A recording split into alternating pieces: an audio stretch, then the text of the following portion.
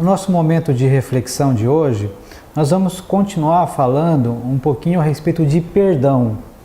Se você assistiu o programa na semana passada, você vai perceber que falamos a respeito da importância do perdão, não é? Qual é o impacto do perdão na nossa saúde física, mental, emocional, a importância do perdão como restaurador de teias familiares, de relacionamentos familiares. E hoje nós vamos fazer um enfoque um pouco diferente. Nós vamos falar um pouquinho a respeito de linguagens do perdão. Depois eu vou te indicar o livro que se você tiver interesse de se aprofundar um pouco mais a respeito desse assunto, você poderá ler o livro. Então, esse assunto fala assim, que muitas vezes a pessoa que foi ofendida, né, que está magoada com alguém, muitas vezes ela precisa de determinadas linguagens, de determinadas expressões por parte da pessoa que a ofendeu, para que ela realmente considere aquele pedido de perdão como uma coisa sincera. Porque você que foi ofendido, você que está magoada com alguém, o que você espera quando essa pessoa vem tentar uma aproximação, tentar uma reconciliação, é que você tem que sentir que isso é uma coisa sincera, que esse pedido de perdão, que essa tentativa de consertar as coisas é uma coisa que realmente vem de dentro do coração daquela pessoa. Só que as pessoas, elas são diferentes. Talvez o que você considera sincero para você não é para uma outra pessoa.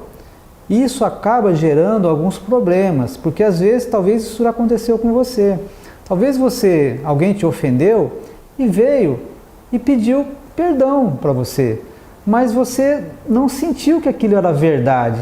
O que você faz? Você não considera aquela situação resolvida.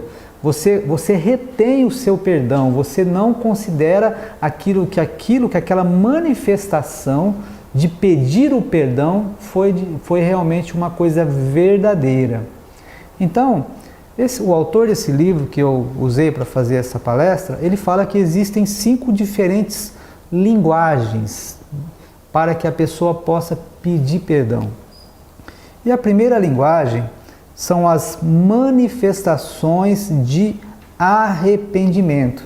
Então, o que seria isso? Então, você sabe que a pessoa que ela foi ofendida, muitas vezes existe um grupo de pessoas que o simples fato de você chegar lá e pedir perdão, para ela não é suficiente.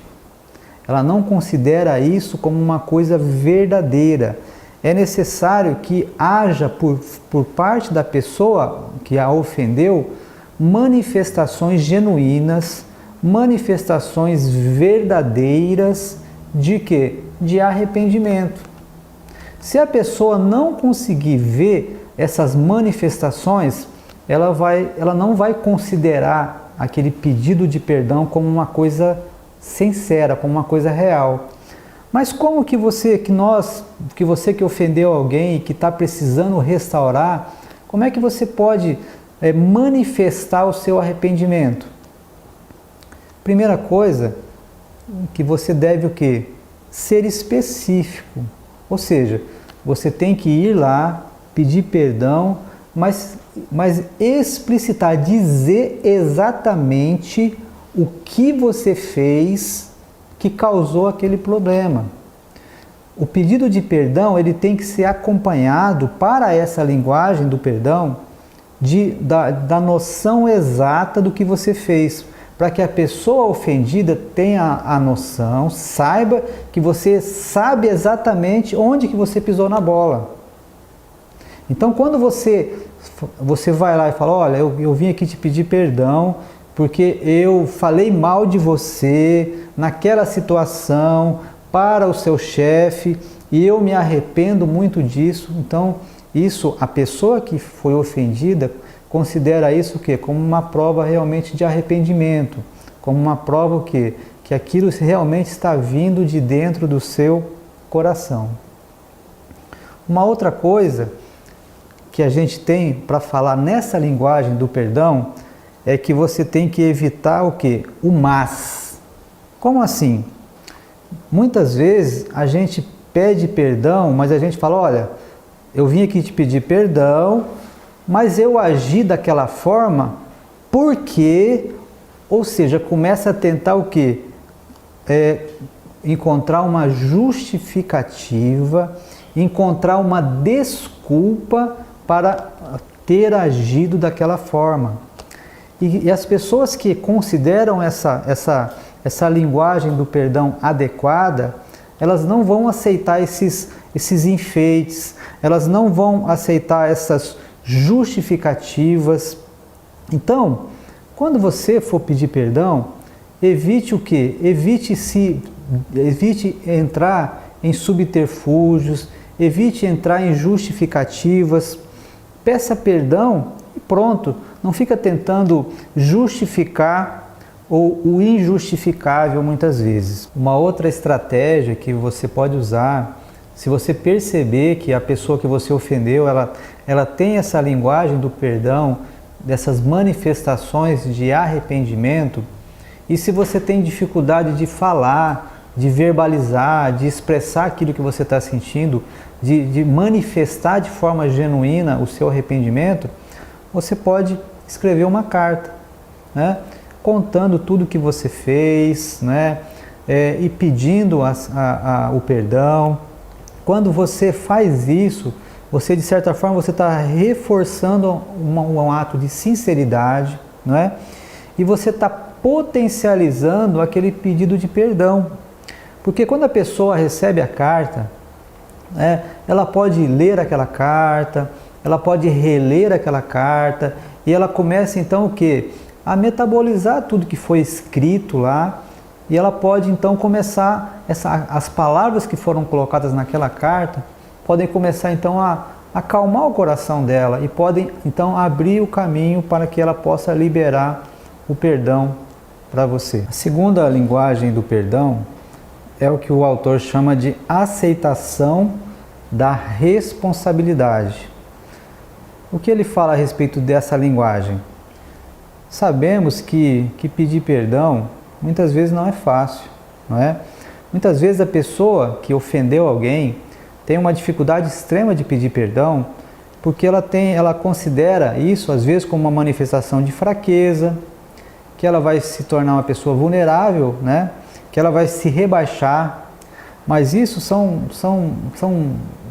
sentimentos, de certa forma, imaturos, porque a pessoa que realmente ela é uma pessoa equilibrada, uma pessoa madura, ela não tem dificuldade em admitir quando ela errou. A pessoa equilibrada, madura, ela não tenta justificar os seus erros, não é? Porque muitas vezes não tem justificativa, não é? Nós não devemos tentar transferir as nossas atitudes, a responsabilidade pelas nossas atitudes para outras pessoas. Então, a pessoa que aceita essa linguagem do perdão, de aceitação da responsabilidade, ela considera como sincero quando a pessoa admite aquilo que ela fez. Ela não tenta o quê? Jogar a responsabilidade para terceiros, não é? Sem esse reconhecimento da responsabilidade, a pessoa ofendida jamais considerará essa iniciativa do perdão de uma iniciativa honesta. Então, se você ofendeu alguém e você percebe que essa é a linguagem de perdão dela, que é aceitar a sua responsabilidade, não adianta você tentar outros caminhos.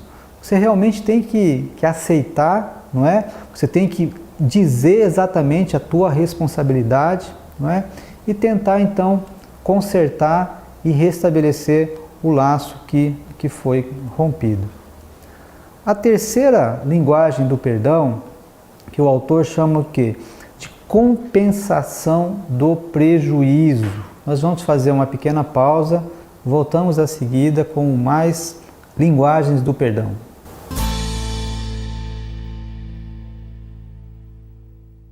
Existe um grupo de pessoas que tem como linguagem do perdão a compensação do prejuízo. Então, essa linguagem do perdão ela é muito verdadeira, principalmente quando se trata de família, quando se trata de problemas entre familiares. Porque toda vez que você faz alguma coisa errada, que você magoa, que você trai, que você mente, que você passa uma rasteira, principalmente com relação à questão familiar, gera o quê? Gera prejuízos, gera mágoas, gera ressentimentos, né? Muitas vezes os prejuízos eles são emocionais, mas podem ser financeiros, você pode dar um prejuízo financeiro, você pode quebrar alguma coisa, de repente você pegou alguma coisa do seu irmão e quebrou aquela coisa, né? Então criou estremeceu o relacionamento. Então, é necessário que você o quê? Que você compense o prejuízo. Existem coisas que são quase impossíveis de você compensar. Como é que você vai compensar, às vezes, uma gravidez indesejada? Como é que você vai compensar, às vezes, você ter transmitido uma doença? Então, existem coisas que são absolutamente complexas de haver algum tipo de compensação, mas existem coisas que não. A maioria dos problemas envolvendo família são coisas pequenas, né? Às vezes tem pessoas que ficam magoadas uma com a outra, às vezes irmão com irmão, às vezes por questão muito pequena, às vezes com relação a valores pequenos, com relação a alguma coisa que você emprestou e quebrou. Então, há que se ter um bom senso, há que se ter uma certa iniciativa de você que causou algum prejuízo, você compensar esse prejuízo para a pessoa ofendida. E se não foi uma coisa material que foi quebrada, e se foi uma questão de confiança, se foi uma questão emocional, existem maneiras também de você compensar a parte ofendida. Usando o quê? Usando muitas vezes o quê? As linguagens de amor, amando a pessoa, né? Dando mais atenção à pessoa, né? Tentando o quê? Tentando dar mais carinho para aquela pessoa. Então, de certa forma, isso também são estratégias, são maneiras que você tem de compensar aquele prejuízo que foi causado pelo teu ato que ofendeu aquela outra pessoa. A quarta linguagem do perdão, que a gente vai falar, chama-se arrependimento genuíno. O que seria isso? Arrependimento significa o quê? Significa voltar para trás, significa mudar de atitude. Então, a pessoa que tem essa linguagem do perdão, ela só vai liberar perdão, ela só vai entender que aquela manifestação da tentativa da reconciliação é de fato sincera, é de fato verdade, se ela enxergar na pessoa que ela realmente está tentando mudar o seu comportamento, que ela está tentando mudar o seu modo de agir. Porque isso é muito comum, por exemplo, em casais. De repente, o marido faz alguma coisa que a esposa não gosta e cria aquela dificuldade, aí o marido vai lá e pede perdão e a esposa perdoa. Mas na semana que vem faz a mesma coisa, na outra semana faz a mesma coisa. Então, de certa forma, não existe aqui o quê? Um arrependimento genuíno, porque arrependimento é você mudar a sua atitude. Quando a pessoa realmente se arrepende, ela entende que aquele comportamento ele está sendo o quê? Nocivo para o relacionamento, né? Então, baseado nesse entendimento, baseado nesse insight que a pessoa tem, que aquele comportamento, que aquele modo de agir está ferindo o relacionamento, está ferindo a esposa, o filho, então a pessoa tem que ter um movimento em direção de não fazer mais. Se a pessoa ofendida não enxergar esse movimento, ela não vai conseguir perdoar mais a pessoa. E de certa forma é bem complicado mesmo, né? Porque se você tem um comportamento que se torna um padrão repetitivo, isso vai desgastando cada vez mais o relacionamento até que chega um ponto que realmente não tem mais como consertar. A quinta linguagem do perdão, que o autor considera, é o pedido de perdão. Toda vez que acontece um problema, que você ofende alguma pessoa, mesmo às vezes sem intenção, ou às vezes até por brincadeira, né? Existem pessoas que têm, digamos assim, o costume de às vezes fazer brincadeiras meio sem graça, que acaba ofendendo as pessoas. Então isso cria o quê? Cria um obstáculo, cria uma lacuna entre o relacionamento daquelas duas pessoas. Então, o pedido de perdão é a primeira providência para tentar restaurar aquela situação. Só que existem pessoas que têm muita dificuldade em pedir perdão, porque de certa forma, quando você pede perdão, a primeira coisa que está acontecendo é que você está reconhecendo que você errou. E a segunda coisa que acontece é que você coloca, que você tira o poder da sua mão e transfere o poder para a pessoa que você ofendeu. Como assim? Porque quando você pede perdão, o perdão, quem vai decidir se vai dar ou não é a pessoa que você ofendeu, né? Então, você não tem mais controle sobre aquela situação. O controle está nas mãos da pessoa que ofendeu, que você ofendeu. Então, e a pessoa liberar perdão ou não para você é uma prerrogativa dela. Porque o perdão, o que é perdão? É quando você abre mão de um direito. A pessoa tem todo o direito de ficar chateada contigo, magoada, você a feriu, magoou. Então, quando ela te perdoa, ela é uma iniciativa, é uma opção, é uma escolha que essa pessoa faz, perdoar você ou não. E é por isso que existem pessoas que têm muita dificuldade de pedir perdão, porque elas não querem perder o controle da situação, elas não querem transferir o controle nas mãos da outra pessoa. Mas é fundamental, porque a pessoa que é uma pessoa que realmente é uma pessoa madura e equilibrada, ela tem que abrir mão desse controle em prol da restauração daquela situação que foi criada. O perdão, ele é um presente que a pessoa ofendida pode dar para você ou não. É por isso que você não pode exigir que a pessoa te perdoe. Isso é muito comum, às vezes a pessoa pede perdão para outra e ela exige que esse perdão aconteça de maneira mágica, de maneira rápida. E isso não pode acontecer, você não pode exigir isso das pessoas. Porque quando você exige, você está indo contra a própria natureza do perdão. Se é uma exigência, já não é mais uma escolha. Então você que pediu perdão, você tem que esperar o tempo da pessoa. Porque a pessoa liberar perdão para você é sempre um custo muito alto. Porque ela tem que metabolizar toda a mágoa, toda a humilhação que ela sofreu, todas as consequências que ela teve do ato que foi feito. Então ela tem que processar isso, metabolizar isso, para então decidir se ela vai liberar ou não perdão para você. Então, muitas vezes isso tem um tempo. Então você que criou essa situação, que pediu perdão, então você tem que respeitar esse tempo. Você não pode ficar culpando a pessoa que não está liberando o perdão para você. Você não tem que exigir isso de ninguém. Basicamente, são essas as linguagens que o autor coloca no seu livro. Mas, se fosse para resumir tudo isso, eu queria dizer que perdoar é importante e também, muitas vezes, se perdoar é fundamental. Porque o que acontece muitas vezes, às vezes a pessoa faz alguma coisa errada e ela vai lá, pede perdão para a pessoa que ofendeu, ela aceita a responsabilidade, ela tenta arcar com os prejuízos, ela tenta restaurar as coisas. Então, depois de que tudo está resolvido, mas a pessoa continua o quê?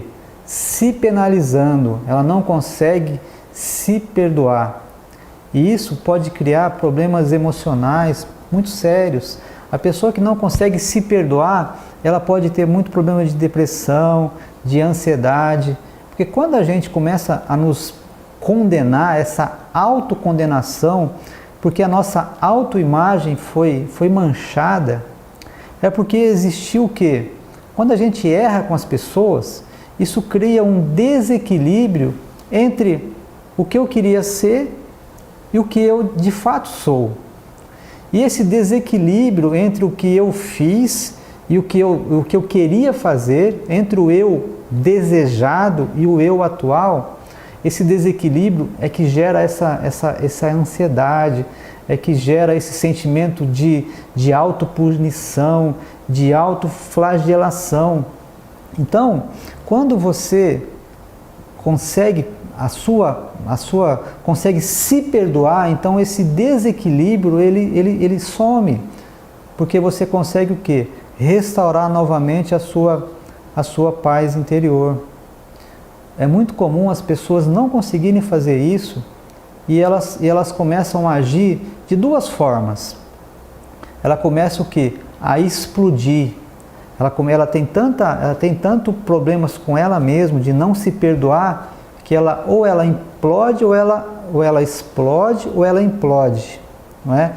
Só que muitas vezes a Bíblia fala que um abismo chama outro abismo. Então, às vezes um problema pequeno chama outro, que chama outro, que chama outro. Então, se você não consegue se perdoar, isso vai gerando uma tensão interna que muitas vezes leva você a ter explosões de fúria, de raiva, né? E você começa a explodir com a sua família, explodir no teu ambiente de trabalho, e isso vai gerando o quê? Mais problemas. É como se fosse uma avalanche que vai levando tudo no seu caminho. Às vezes a pessoa ela não explode com os outros, mas ela faz o quê? Ela implode. Ela começa então a se culpar tanto pelos erros, pelas falhas que ela cometeu, que ela começa a colocar paradigmas dentro da sua mente. Lembra dos paradigmas? Então, paradigmas que eu não presto, que eu não sei fazer nada certo, que eu não vou ser nada na vida, que eu sou uma pessoa estúpida. Então, essas são manifestações de que a pessoa não consegue se perdoar. Então, é necessário, é terapêutico que você que está me assistindo, que você consiga se perdoar, tá? Admita seu erro, sim, provavelmente você já fez isso, você já restabeleceu a tua comunhão, você já arcou com a consequência, então já está resolvido. Então, de que adianta você ficar preso no passado por uma coisa que você fez? De que vai adiantar isso? Isso não é uma coisa inteligente a fazer. Então, tenha uma conversa com você mesmo. Às vezes a gente acha que falar sozinho, a pessoa está ficando meio doida, mas não, é muito salutar falar sozinho. Tenha uma conversa com você mesmo e se perdoe. Escreva uma carta para você mesmo, né? Olhe no espelho, olhe nos seus olhos e libere perdão para você. E mais do que isso, utilize essa experiência para não errar mais. Que isso lhe sirva de experiência, de lição de vida, para que você não venha a repetir esses erros no seu futuro. Eu queria que você ficasse com essa mensagem de paz, com essa mensagem de restauração, porque o perdão genuíno, ele é um bálsamo para o relacionamento das pessoas. O perdão genuíno, ele é como se fosse um remédio que muitas vezes pode consertar almas feridas, relacionamentos feridos. Então, tanto você que foi ofendido, tanto você que ofendeu, são as duas faces de uma mesma moeda, que é necessário que haja um movimento dos dois em prol da reconciliação, em prol da harmonia, em prol do restabelecimento dos relacionamentos humanos. Se você se interessou por essa reflexão que foi feita, você pode aprofundar mais o assunto no livro que vai aparecer no seu vídeo, que é o livro As 5 Linguagens do Perdão, que é do Gary Chapman. Então, esse é o programa Veritar, que você tenha uma boa noite.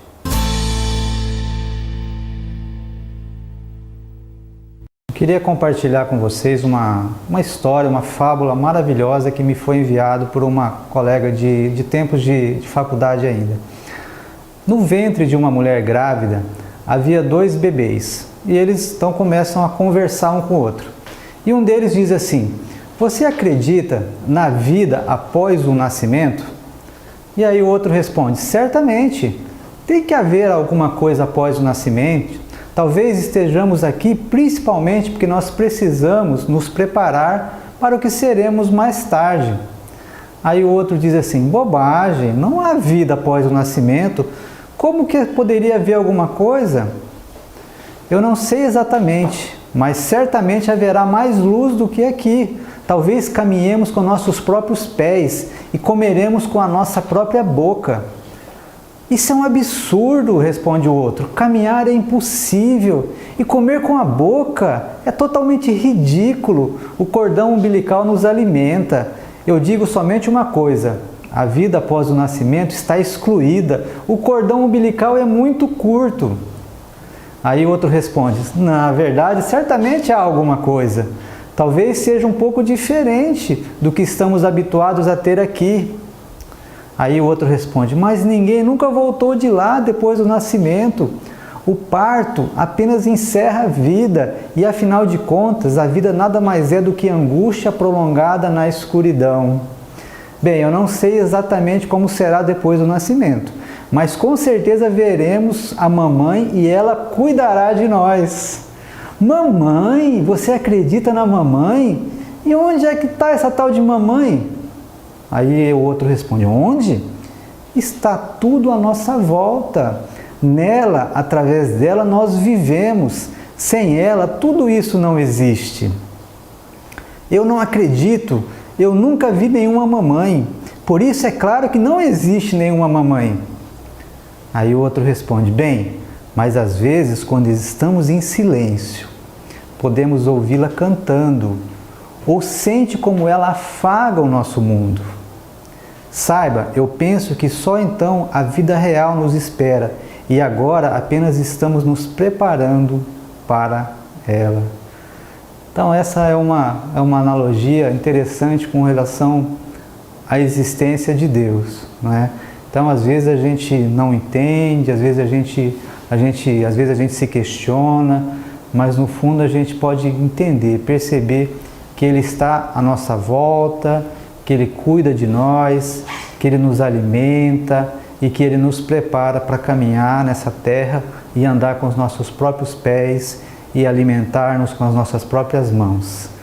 Esse é o programa Veritá. Que você tenha uma boa noite e uma semana abençoada.